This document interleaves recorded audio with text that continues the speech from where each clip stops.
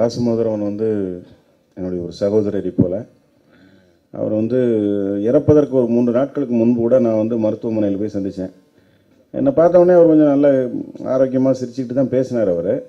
அதுக்கப்புறம் வந்து நான் அவர் சந்தித்து பேசிட்டு வெளியில் வந்து டாக்டர்ஸ்கிட்டையும் அங்கே இருந்த நர்ஸ்கிட்டையும் தனியாக கூப்பிட்டு கேட்டேன், இவர் ஹெல்த் கண்டிஷன் எப்படி இருக்குது அப்படின்னு கேட்டேன். இல்லை சார், அவர் வந்து அந்த அபாய கட்டத்தை வந்து தாண்டிட்டார், நிச்சயமாக அவர் வந்து பொழைச்சிருவார், இனிமேல் அவர் சில பழக்க வழக்கங்கள், அவர் வந்து பான்பராக் போன்ற சில பழக்க வழக்கங்கள் இருந்திருக்கு போல இருக்குது, எனக்கு தெரியல, அது மாதிரி விஷயங்களை இனிமேல் அவர் அவாய்ட் பண்ணணும் அப்படின்னு சொன்னாங்க. நிச்சயமாக அது பண்ண விடாமல் நாங்கள் பார்த்துக்கலாம் அப்படின்னு சொல்லிட்டு நான் வந்து எல்லா நண்பர்கள்ட்டெல்லாம் சொன்னேன், ராசமோதரன் வந்து இப்போ அந்த அபாய கட்டத்தில் தாண்டிட்டார், இனிமேல் கவலை இல்லை அப்படின்ட்டு இருந்தேன். ஒரு 3 நாட்கள் சரியாக இருக்கும், நான் யூனியனில் இருக்கேன். அப்போ சடனாக எனக்கு ஃபோன் வருது, மௌன ரவி தான் எனக்கு ஃபோன் பண்ணாருன்னு நினைக்கிறேன், ராசமோதரன் இறந்துட்டார் அப்படின்னு சொல்கிறாரு. ரொம்ப அதிர்ச்சியாக இருந்தது. நான் கிட்டத்தட்ட ஒரே மாதத்துக்குள்ளே மணிவண்ணன் சார், ராசமோதரன் இப்படி நமக்கு தெரிந்த நமக்கு ரொம்ப நெருக்கமானவர்கள்லாம் வந்து மறைவு வராங்க அப்படிங்கும்போது அது தாங்க முடியாத ஒரு அதிர்ச்சியாக இருந்தது. நாம் வந்து எல்லாருக்குமே வாழ்க்கையில் ஒரு சின்ன சம்பவங்கள், எல்லாருக்குமே ஒரு அனுபவம் இருக்கும். நமக்கு வேண்டியவர்கள் யாராவது, நம்முடைய சொந்தக்காரங்களோ இல்லை நம்முடைய நல்ல நண்பர்களோ யாராவது நம்மகிட்ட வந்து ஏதோ ஒன்று கேட்டிருப்பாங்க, டே இதை பண்ணலாமா, எனக்கு இதை பண்ணிக்கூட அப்படின்லாம் கேட்டிருப்பாங்க.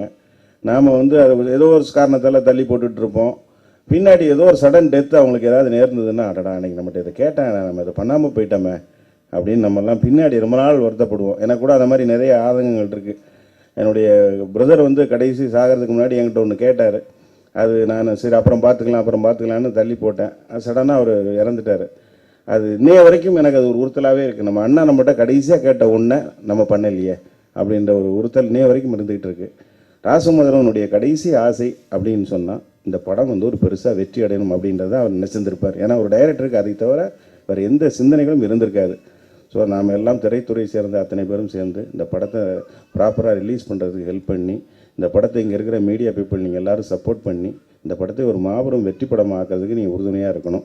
அப்படி பண்ணுறது தான் வெண்ணில் இருக்கிற அவருடைய ஆத்மாவுக்கு நாம் செலுத்துகிற கண்ணீர் அஞ்சலி. நன்றி, வணக்கம். இசை வெளியீட்டு விழாவுக்கு வருகை தந்துள்ள எல்லாருக்கும் என்னுடைய வணக்கம்.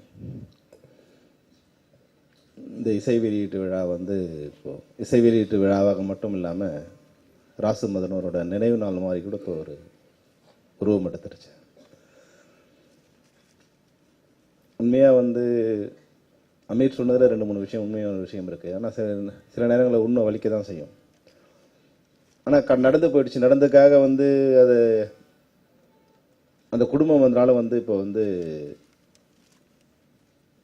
திறவு நிற்கக்கூடாதுங்கிறது தான் இப்போ எங்கள் எல்லாரோட நோக்கமே. அந்த அடிப்படையில் தான் இந்த விழாவை கூட வந்து சிறப்பாக நடத்தணும்னு முயற்சி பண்ணோம். அதனால் முதல்ல இந்த வந்து அழகப்பா நல்லா சொன்னார், இந்த படத்துக்கு நிறைய பேர் ஃபைனான்ஸ் பண்ணியிருக்காங்க, நிறைய பேர் வாங்கியிருக்கீங்க. வரலன்னா மொத்த பணம் வராமல் போயிடும். இதுதான் இப்போ இருக்கிற நிலைமை. அப்போ ஒருத்தர் வந்து தூக்கி அந்த வெளியிட நினைக்கிறாங்க போது ஒரு நல்ல மனதோட எல்லாரும் பால் ஊற்றினா தான் பாலாக இருக்கும். நான் மட்டும் தண்ணி ஊற்றுறேன்னு நினச்சா எல்லாரும் தண்ணி தான் ஊற்றுவாங்க. அதனால் என் பணம் மட்டும் வந்துட்டா போதும் மொத்தம் விட்டு கொடுக்கணும்னு யாரும் நினைக்காம எல்லாரும் வந்து அந்த விகிதாச்சாரப்படி கொஞ்சம் விட்டு கொடுத்து, வாங்குறோன்னு கொஞ்சம் அதிகமாக கொடுத்து அதை வாங்கணுங்கிறது என்னோட தாழ்மையான வேண்டுகோள். சேட்டலைட் சேனல்ஸ் கூட யாராவது நீங்கள் ஒரு நல்ல விலை கொடுத்து, ஏன்னா வந்து மிகச்சிறந்த படங்களை கொடுத்துருக்காரு, இந்த படத்துக்கான விலையாக இல்லாமல் முன்னாடி வாங்கின படத்தோட விலையாக கூட நினச்சி அந்த குடும்பத்துக்கு கொடுக்கக்கூடிய விலையாக அந்த படம் விலை இருக்கணும். அதில் ஒரு பெரிய மனதோடு அது வியாபாரமாக இல்லாமல் ஒரு நல்ல கலைஞனுக்கு சீரழிஞ்சு போயிட்டு இருந்த நம்ம தமிழ்நாட்டு பண்பாட்டை காப்பாற்ற நினச்ச ஒரு படைப்பாளிக்கு நீங்கள் காப்பாற்றுற உதவியாக அது இருக்கும். ராஜண்ணா நல்லா சொன்னார், இது மாதிரியான விஷயங்களை படம் எடுத்துகிட்டு இருக்கும்போது ஒரு சிறந்த படைப்பாளியாக இந்த மண் வாசனையை கதிரவன் ஐயா பேசும்போது சொன்னாங்க. இன்னொரு பாரத ராஜா வரக்கூடிய மிகச்சிறந்த ஒரு படைப்பாளி. அந்த கோபம் தான் இப்போ அமையிருக்கு. இன்னொரு பாரத ராஜா வர வேண்டிய வந்து மற்றவங்க முன்னாடி கைகிட்டு நிற்க வேண்டிய ஒரு நிலைக்கு கொண்டு வந்துட்டாருங்கிற கோபத்தில் தான், அந்த வருத்தத்தில் தான் அந்த வார்த்தைகள் வந்ததான் நான் நினைக்கிறேன். அதனால் இதில் சம்மந்தப்பட்ட எல்லாருமே வந்து நீங்கள் வந்து விட்டு கொடுத்து இந்த படத்தை ரிலீஸ் பண்ணணுங்கிறது முதன்மை என்னுடைய தாழ்மையான வேண்டுகோள். இது வேண்டுகோளாக மட்டும் இல்லாமல் இன்னும் ராசமோதரன் வந்து யாரையுமே வந்து சார்னு கூப்பிட்டு நான் பார்த்ததில்லை. எல்லாருக்கும் ஒரு உறவு வந்து அண்ணன், தம்பி, மாமன், மச்சான், அப்பா, சித்தப்பா, பெரியப்பா, இப்படி தான் வந்து அப்போ எல்லாரையுமே வந்து அவன் வந்து உறவாக தான் நினச்சிருக்கான். சும்மா வந்து வார்த்தைக்கு இல்லாமல் யாரையும் நான் வந்து எப்போ பார்த்தாலும் வந்து சார்னு யாரையுமே கூப்பிட்டதில்லை. அவருக்கு இது மாதிரி ஒரு வியாதி இருக்குன்னு கூட எங்களுக்கு தெரியாது. நான் இப்போ நம்ம எலெக்ஷன் நடக்கும்போது கூட அவர்கிட்ட ஃபோனில் பேசுகிறேன், ஈசி மெம்பர் நிற்கணும்டா நீ என்ன அண்ணே இந்த ஷூட்டிங் நடந்துகிட்டு இருக்குண்ணே. அப்போ அவர் உடம்பு சரியாமல் இருக்காருங்கிறது எனக்கு அப்புறமா தான் தெரியும். ஷூட்டிங் நடந்துகிட்டு இருக்கு, அடுத்த இது பார்த்துக்கலாண்ணே எனக்கு அப்படின்னு சொன்னார். அப்போ தன்னுடைய அந்த சுயமரியாதை வந்து தன்னுடைய கவலையை கூட தன்னுடைய நிறைய குறைகளை கூட யாரு கூட பகிர்ந்துக்கலாம ஒரு நல்ல ஒரு தனித்துவமாக அவர் வாழ்ந்துட்டு வந்திருக்கார். இப்போ நான் உங்ககிட்ட எல்லாருக்கும் வைக்கிற வேண்டுகோள் என்னன்னா, இப்போ வந்து சில நேரங்களில் வந்து இது நம்ம குடும்பம், இது நம்மளுடைய குறைகளை வந்து பேசுறதால இல்லை நம்ம வருத்தங்களை பேசுறதால அது தவறாக எடுத்துக்க வேண்டிய அவசியம் இல்லை. ஏன்னா மொய் விருந்து நடத்துகிற பண்பாடு நம்ம பண்பாடு.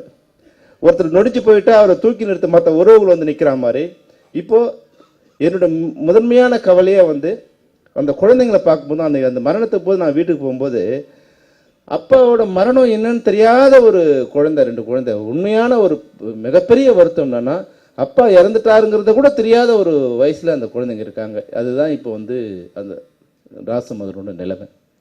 அப்போ ராசமதுரவன் மிகப்பெரிய அண்ணன் தம்பிக்குள்ள ஒரு குடும்பத் தலைவன், மாயாண்டி குடும்பத்தார்.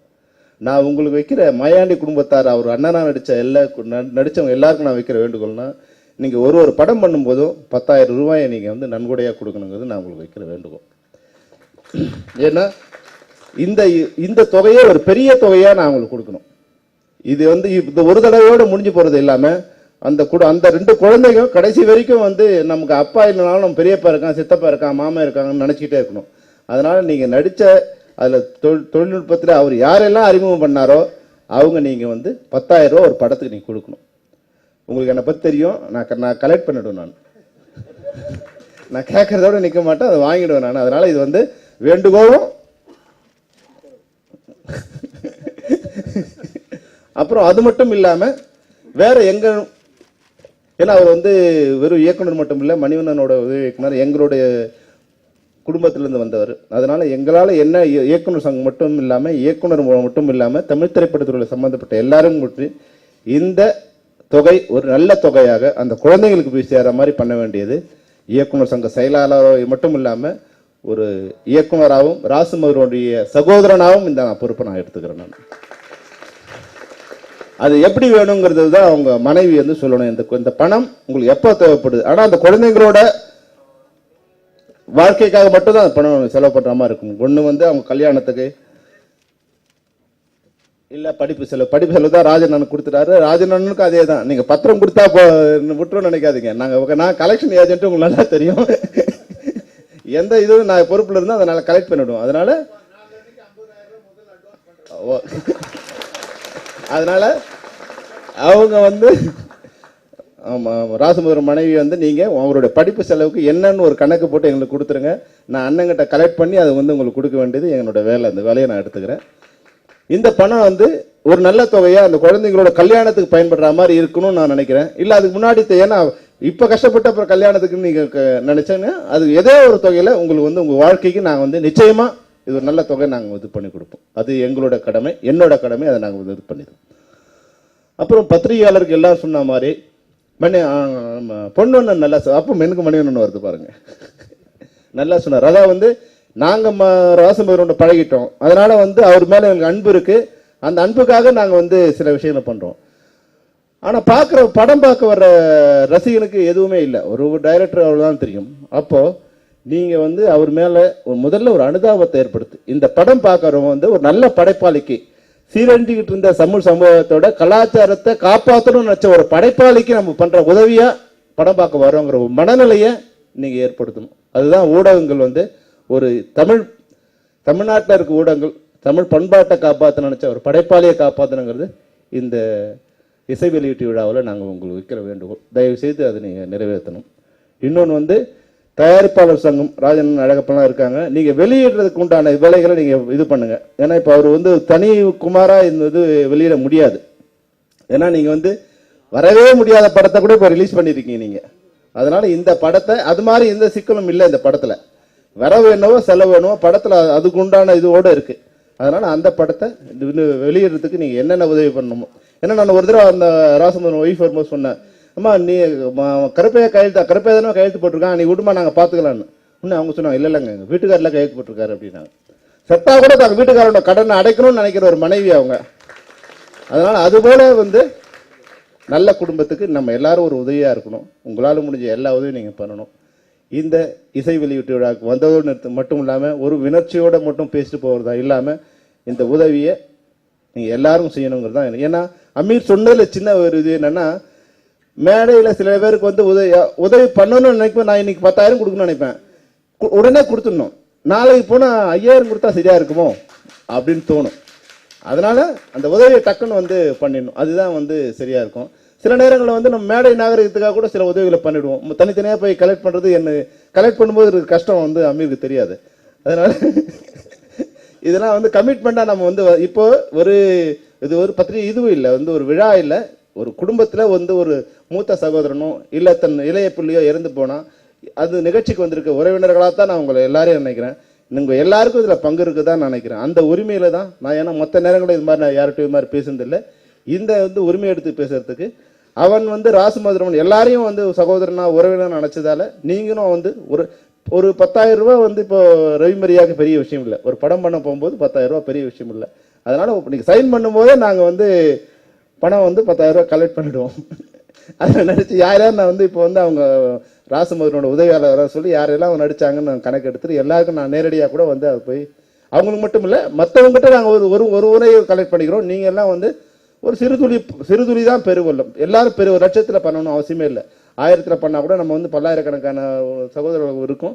அது ஒரு பெரிய தொகையாக அவங்களுக்கு போய் சேருங்கிறது எங்களுடைய வேண்டுகோள். தயவு செய்து நீங்கள் அதை நிறைவேற்றணும்.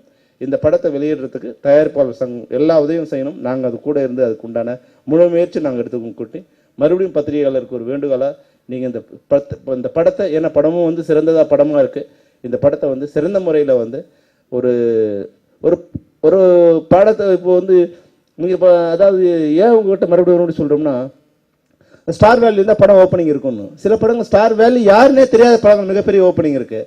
மிகப்பெரிய நடித்த படம் நடிகர் கூட முதல் நாள் ஓப்பனிங் இல்லாமல் இருக்குது. அப்போ அதை பற்றி ஏற்படுத்துகிற ஒரு இமேஜ் தான் அந்த படத்துக்கு உண்டான இதுவாக இருக்குது. அதுபோல் இந்த படத்துக்கு நீங்கள் ஒரு பாசமுள்ள சகோதரனுக்கு, பாசமுள்ள படைப்பாளிக்கு படம் பார்க்க போகிறோங்கிற உணர்வை நீங்கள் தமிழ்நாட்டு ரசிகர்கள்ட்ட ஏற்படுத்தணுங்கிறது தான் என்னுடைய வேண்டுகோள். நன்றி.